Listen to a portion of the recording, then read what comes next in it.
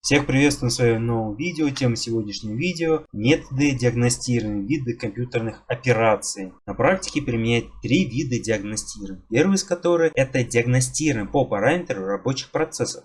Что такое параметр, я уже рассказывал, ссылка в описании.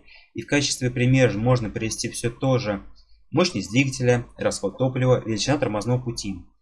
Данный вид параметров проводят в динамике, которые условия измерений должны быть максимально экспериментальным. Второй вид диагностирования — это диагностирование по параметрам, сопутствующих косвенным характеристикам автомобиля, а именно нагрев двигателя, шумы, стуки, вибрации. Точнее, можно, скажем так, излишний нагрев двигателя. Допустим, вот вы прогреваете машину, и буквально где-нибудь за 5 минут у вас машина прогрелась уже не до рабочего, а аж уже до 90 градусов. Потом, значит, шумы. Как я уже рассказывал в своем предыдущих видео, ссылка в описании, нужно уметь различать два вида шума. Это именно когда вы завели машину, машина, допустим, также прогревается маленько, естественно, издает звук, но при этом такой, рабочий. А есть шум, когда он некорректно работает, или в простонародье двигатель троит. Тоже нужно уметь отличать. Ну и, соответственно, вибрации тоже находятся рядом по смыслу. То есть нужно отличать, где это допустимо, а где это недопустимо. По сути, неважно, новый или уже эксплуатированный автомобиль, он не должен выдавать вибрации. Если говоря, допустим, о легковых автомобилях. И третий — это по структурным параметрам. Например, как износ деталей, сопряжение и зазоры. То есть, говоря о зазорах, на примере регулировки клапанов, опять-таки ссылка будет в описании. Насчет клапанов, допустим, зазоры, они могут либо увеличиться от нормы, либо уменьшаться от нормы. Поэтому их тоже нужно регулировать. Я наглядно там показываю, как это происходит. И, допустим, износ деталей. Наверное, будет более наглядно привести пример с накладками тормозов. Если мы говорим про наш АвтоВАЗ, там у кого, скажем так, 14-15 модель. В общем, поколение Самара 2, там Самара 1 и так далее. То есть передний привод. Будет, наверное, нагляднее вам понятно. То есть они со временем могут изнашиваться. И, кстати, для этого есть ТО-1, то есть это для легковых автомобилей примерно 4000 километров пробега, когда нужно просто их посмотреть, насколько они износились. Для этого, кстати, нужно штангель-цирку. Обо всем это будет подробно, как-то буду стараться в будущем, но не суть. И на основе этого у меня возник вопрос. Вот, допустим, у меня старая модель, как мне нужно же все это дело высчитывать? Есть способы, да множество их способов.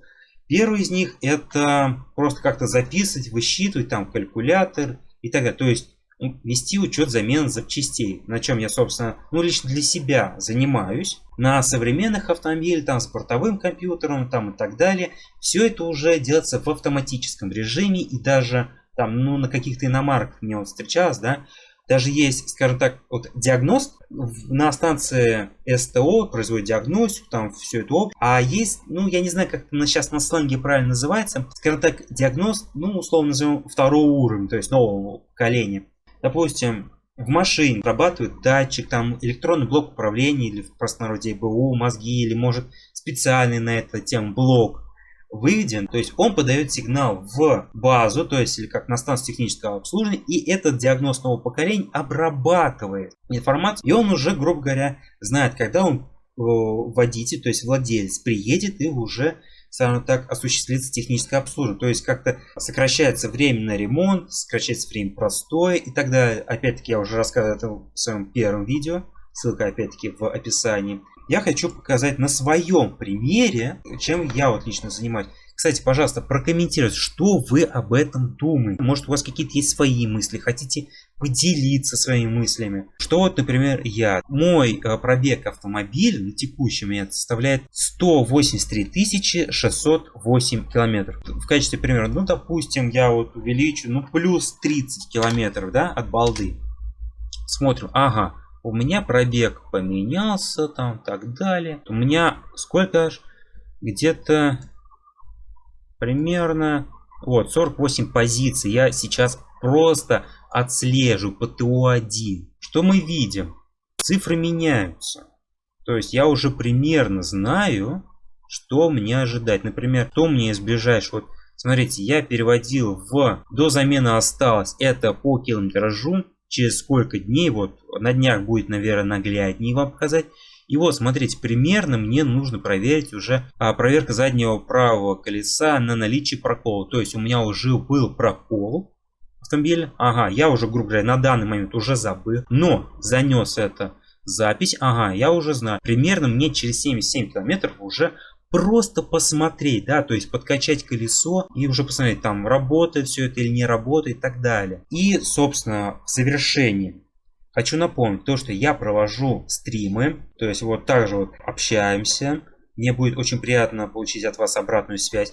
Тоже в виде комментариев. Повторюсь, пожалуйста, прокомментируйте, что вы об этом думаете. Поделитесь своим опытом. Мне вот это будет куда приятнее узнать, услышать. А еще лучше, я говорю, вот именно пообщаться именно в онлайн, а не просто в комментариях. Ну тоже прокомментируйте.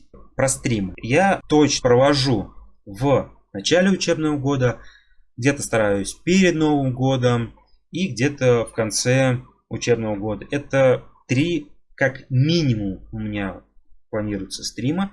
Но если будет чаще, будет лучше. Но опять-таки, если вы прокомментируете, подберем такую интересную тему, разберем там как-то, поговорим, мне будет, я говорю, повторюсь, приятно обмен опыта. Вот я студент, я учусь. Я, скажем так, смотрю вот на YouTube, как на библиотеку, как на копилку знаний, памяти и так далее. Чтобы такой же вот случайный зритель, вот как вы, зашел, посмотрел, ага, меня вот интересует такой-то вопрос. Да, подкачка колес, вот как это произвести? Вот просто сам алгоритм, рабочий процесс и так далее. Зашел, посмотрел, ага, примерно принцип понял. Также сделал там, опять сэкономил свое время, даже будет правильно, рационально потратил свое время, не стал никого беспокоить, там отвлекать, там и так далее, кого-то ждать, может даже где-то платить за эти знания, а сам просто посмотрел, ага, это нужно делать. Все понял, сам сделал и пошел дальше заниматься своими делами.